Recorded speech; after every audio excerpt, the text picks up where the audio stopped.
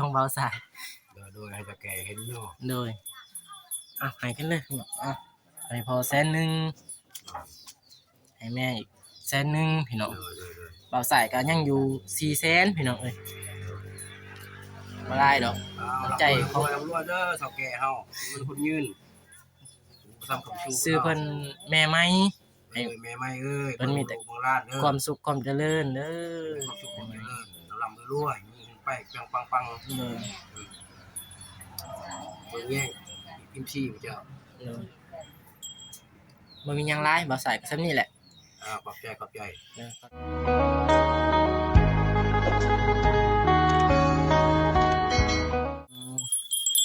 แม่ของเบาสายพี่น้องเอ้ยเอาแบะพี่น้องคำมืดเลยเด้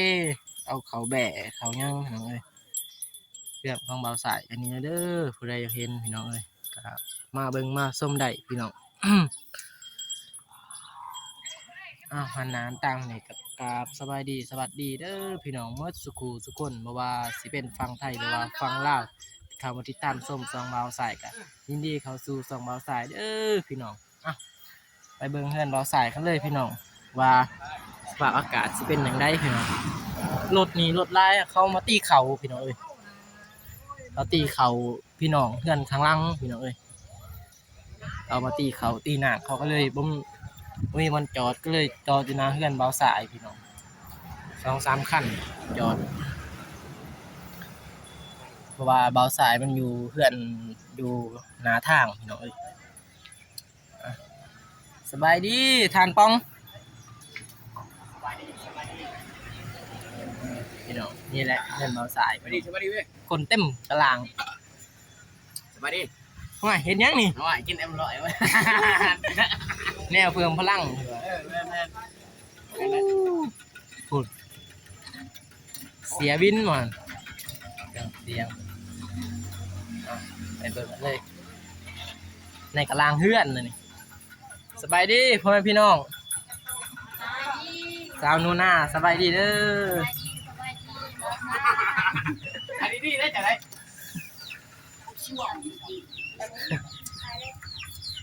นี่ก็แม่ของเบาสายพี่น้องเอ้ย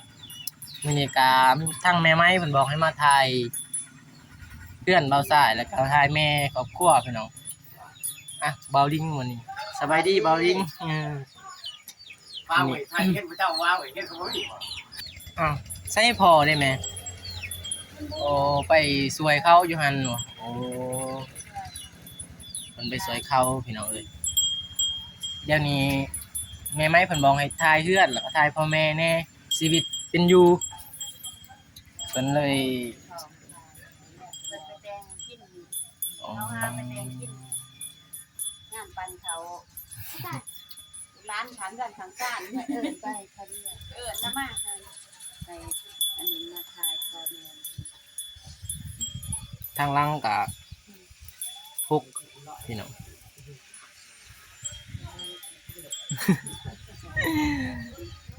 คิดห้องน้ำยังบ่ทันแล้วยังเนาะนี่แหละบ่าวสายก็บ่มีเวลาพี่น้องเอ้ย อยู่เพื่อนอยู่ซื่อได้นี่เราสั่งลงค่ะเพจน้องงามให้น้องบ้อง ไปเฮ็ดห้องน้ำน้องกระเดยเพิ่นโดยนี่เขาไปบ่ได้ก็เลยอยู่เพื่อนมาพักผ่อนเนาะเลยเพิ่นว่ามีคนเสียหายก็เลยเขาไปบ่ได้ดีแล้วออกจากห้องน้ำน้องก็เลยจะมาห้องน้ำแหลมพอดน้องหับเมาเลยได้4 มื้อเลยจางเด้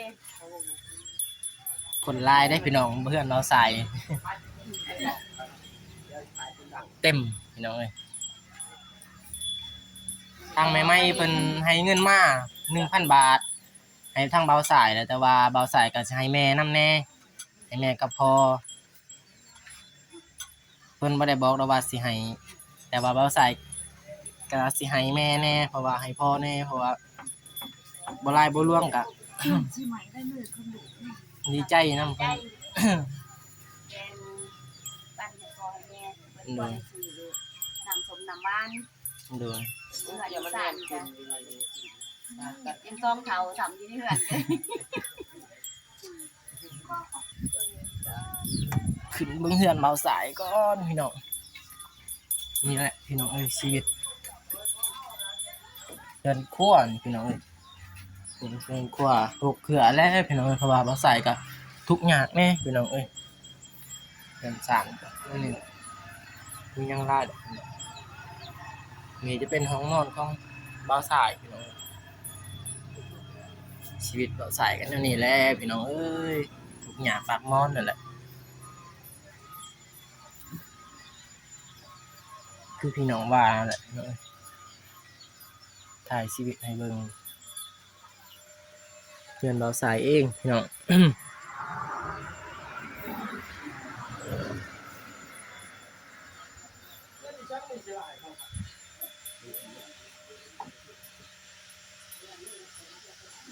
อ้าวพอมาสั่งสบายดีพอ ไปดิ สบายดีเด้อ ก็บ่าวสาย อ้าว นี่แล้วมันแจกให้แนวดิมาดีดิ อ้าวนี่พ่อแม่ของเบาสายพี่น้องทางแม่ไม้เพิ่นให้เงินให้เบาสายบ่ได้ดอก 1,000 บาท เป็นเงินแล้วก็600,000แต่เบาสายสิให้พ่อแม่อีกพี่น้องถึงบ่ลงบ่ไล่ก็เป็นน้ำใจของเบาสาย โดยให้ตะแกเห็นเนาะ โดยให้กันเลยพี่น้องให้พอ100,000ให้แม่อีก100,000พี่น้อง โดย เบาสายก็ยังอยู่400,000พี่น้องเอ้ยบ่ได้ดอก ใจเขาลำรวยเด้อเฒ่าแก่เฮามันคนยืนทำกับชู ซื้อเพิ่นแม่ไม้ แม่ไม่เอ้ย เพิ่นมีแต่ เมืองราชเด้อ ความสุขความเจริญเด้อ ความสุขความเจริญลำรวยมีไปปัง เด้อ เบิ่งแย่งพิมพ์ชีพเจ้า เด้อบ่มีหยังหลายเบาสายก็ส่ำนี้แหละ ขอบใจ ขอบใจทางแม่ไม้เพิ่นฝากมาให้เบาสาย ขอบใจ